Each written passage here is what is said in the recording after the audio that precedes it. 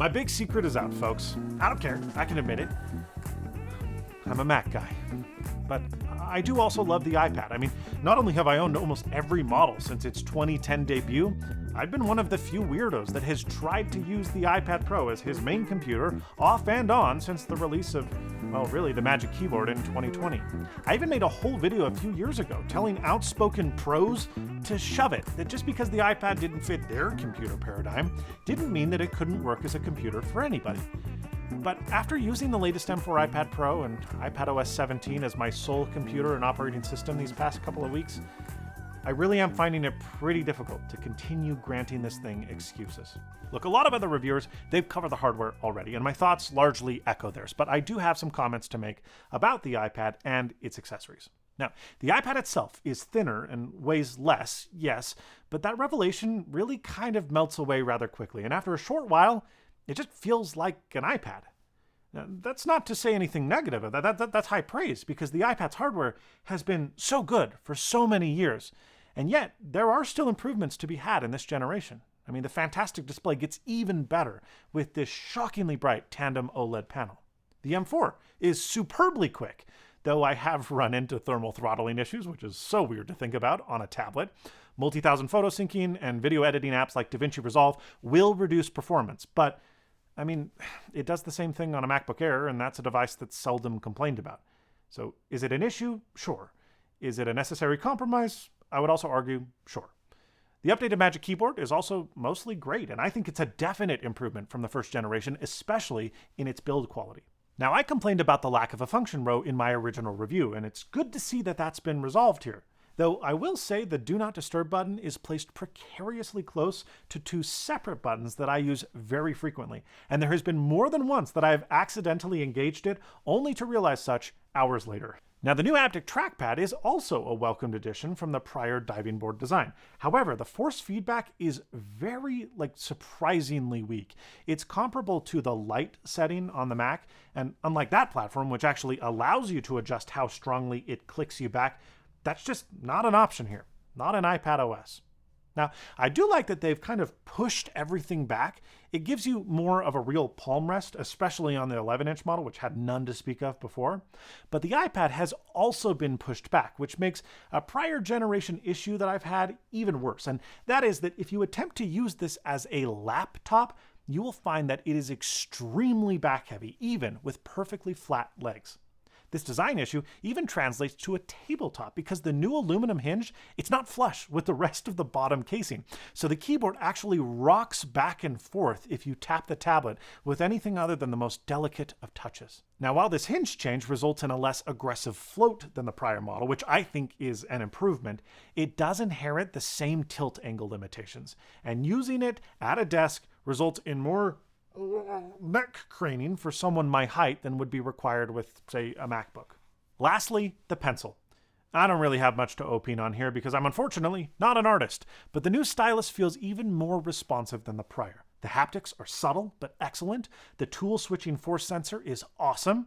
I've used it a lot in note-taking apps, and as a fountain pen enthusiast, I can say that the barrel roll feature actually makes strokes that look like a real fountain pen. It's great. But wait, there's even more. I've even successfully used Find My, though oddly, you've got to rotate the iPad to portrait mode to do so. At first I was like, yeah, well that makes sense. That's the U1 sensor positioning. Except, hold on, neither the pencil nor the iPad itself supports the U1, which also, if I might say, makes the Find My function pretty limited, given that there is no beeper inside of the pencil. It's not a deal breaker, but I don't understand why they don't just put the U1 in everything. It makes the Find My experience like 50 times better. And I don't think it's a cost thing because they put it in AirTags and those are cheap. Okay, not so long story short, the hardware is unsurprisingly superb. In fact, it's so good that most reviewers have stated that, well, nobody can really make use of it. And I disagree with that. That's because I am a pro and everything I do on my Mac, I can do on this iPad. Seriously. I can do all of my admin work, from invoicing to payroll, PDF management, email, channel analytics, office stuff. And then I can seamlessly transition into the creative stuff too, writing scripts and collaborating in documents like Craft, doing project management through Basecamp, editing and posting content to social media. I even edited this very video, the one you're watching in its entirety, on the iPad. Oh yeah, I went there. The truth is, many pros can run their workflow on an iPad today. They can.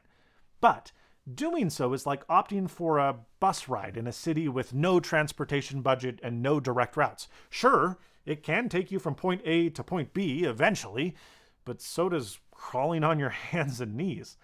Look, the iPad was unfairly ridiculed for a long time for being just a big iPhone. And I mean, it was.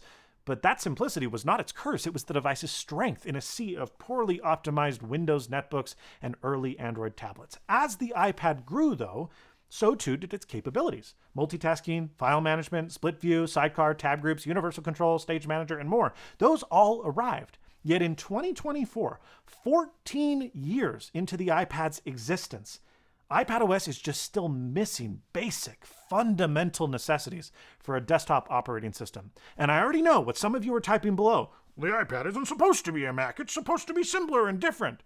First, I would suggest that iPadOS is no longer very simple at all. In fact, as we'll soon discuss, in many ways, I think it's more complicated and more convoluted than any desktop operating system because features are haphazardly glued on and then neglected for years. And second, I'd quote my friend Federico Viticci, who succinctly says the following, quote, "We can't have it both ways. We can't celebrate the arrival of Mac apps such as Final Cut and Logic on iPad while also glossing over the lack of flexibility that users have on Apple's other platform, aka the Mac.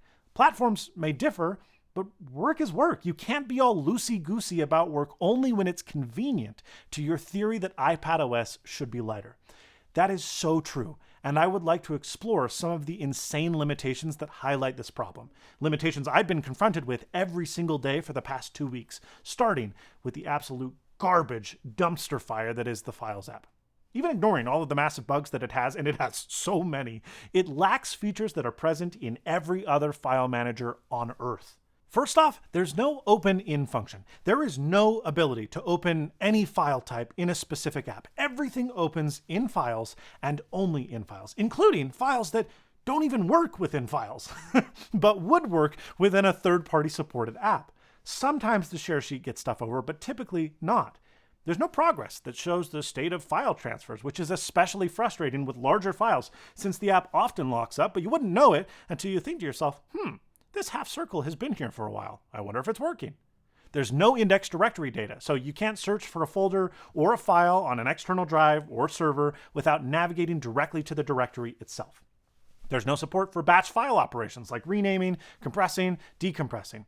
Unlike macOS, there's no versioning control. There's limited tagging and metadata options. There's no smart folders, which is insane, nor quick actions that are customizable. The list goes on, but the simple truth is that Files came out in iOS 11. It's been around for more than half of the iPad's life, and we still make excuses for it like it's a new app, that it's simple, that one day it will get better. But it's not simple. It's limited. It's unreliable. What's the term for being the opposite of simple? Stage Manager. The iPad has had several multitasking UIs since launch, and Stage Manager is the latest incarnation of that. Despite 2 years of updates, it remains terribly convoluted, unintuitive, and slow. That madness starts with Windows. You can only have 4 windows open at any time. Not apps, windows. Imagine that on a Mac. Attempt to write a new email, and it will close one of your windows at random, and that doesn't return until you manually resummon it.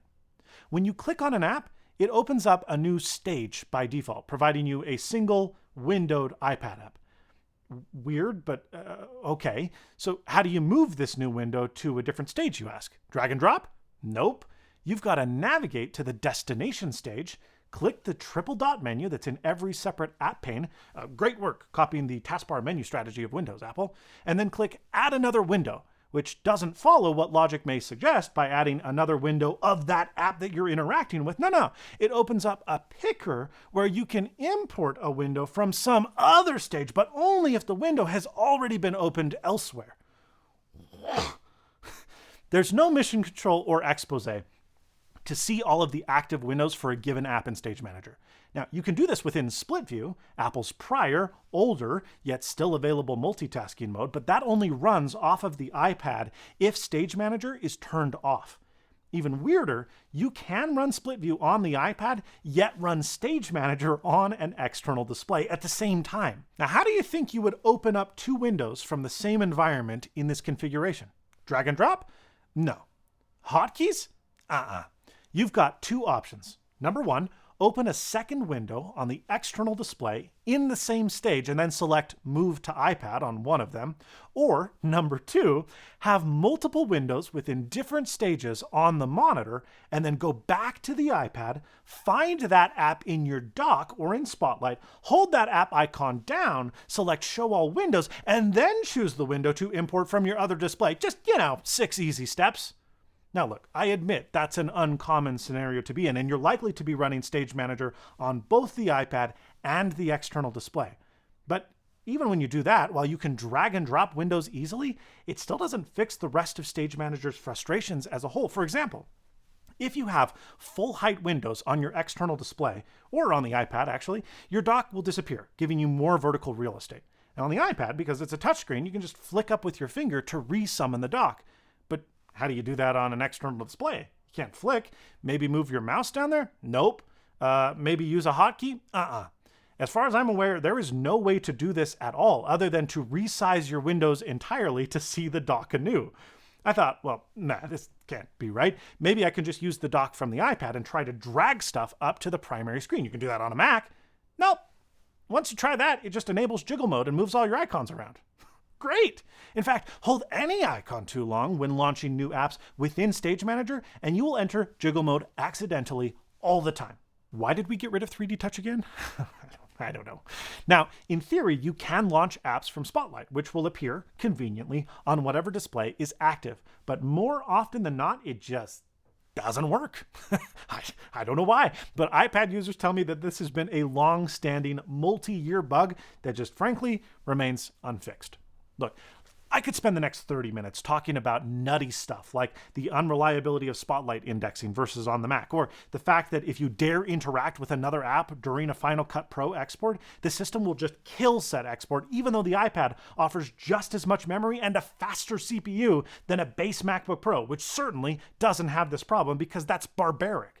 I could talk about the lack of a built-in text editor or terminal, missing features found in Apple's Mac apps that are just not found on the iPad, limitations handling audio, and more. I'm not saying that the iPad should run macOS. In fact, I think that's a horrible idea, and those that propose it don't actually love the iPad. I do love the iPad, but it has been far too long that Apple has just slapped on half-baked features, often a year after they come to iOS and the Mac, and called it a day, never to fix them again. Either this is a pro platform or it is not. iPad enthusiasts, and seemingly Apple, think that it should be. I mean, it has the hardware, it has the input methods, and recently, even the apps suggest that it is a pro platform. But right now, the operating system, the interaction method, has become so convoluted for the average consumer that good luck getting grandma to figure this out. But at the same time, it's so remarkably not powerful enough for pros that it doesn't serve anybody. It's in no man's land. Yes, you can do pro work on the iPad, but it's like racing a sports car on a gravel road. All of its potential is just squandered by the terrain. We will soon be discussing what may come in iPadOS 18. And every year we think, oh, the iPad will finally get fixed. I don't really know. I'm skeptical. And we'll talk about what ought to be added in addition to things that are rumored to be added. So seriously, get subscribed, enable notifications, but most importantly, and as always, stay snazzy. I mean, what do you think of the iPad? Can you pro it?